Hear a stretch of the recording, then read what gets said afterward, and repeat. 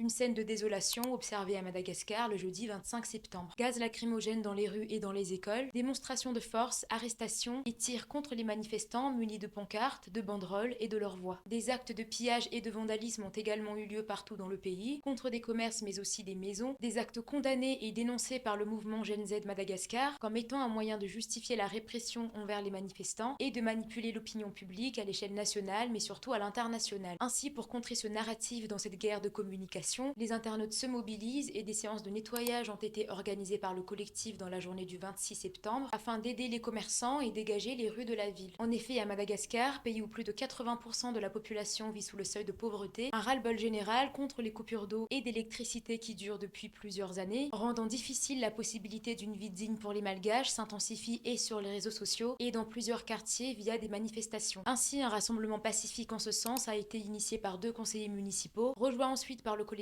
anonyme Gen Z Madagascar pour non seulement réclamer l'accès à l'eau et à l'électricité, mais aussi à l'éducation, à la santé, à l'emploi. On a pu lire sur plusieurs pancartes "Stop à la corruption, à la pauvreté" ou encore aux intimidations et à la censure. À l'heure actuelle, plusieurs manifestants ont été blessés et une dizaine de personnes sont décédées à travers le pays. Un couvre-feu allant de 19h à 5h a été mis en place par les autorités. Pourtant, plusieurs habitants disent vivre la peur au ventre par crainte d'être à leur tour attaqués dans leur domicile la nuit tombée. Aujourd'hui, samedi 27 septembre, une nouvelle manifestation pacifique regroupant les étudiants de l'université d'Incat et le collectif Gen Z Madagascar a lieu à Antananarivo pour à nouveau faire entendre la voix de la jeunesse malgache. Les forces de l'ordre sont d'ores et déjà présentes dans plusieurs endroits de la ville depuis le début de la matinée. À noter qu'en ce jour, Gen Z Madagascar appelle au retrait immédiat des manifestants au moindre débordement afin d'éviter toute confusion avec d'éventuels fauteurs de troubles. Le collectif tient à rappeler qu'il n'œuvre nullement pour un coup d'État, mais uniquement pour l'obtention et le respect des droits fondamentaux. Un représentant des droits humains sera également sur place pour observer le déroulement des faits.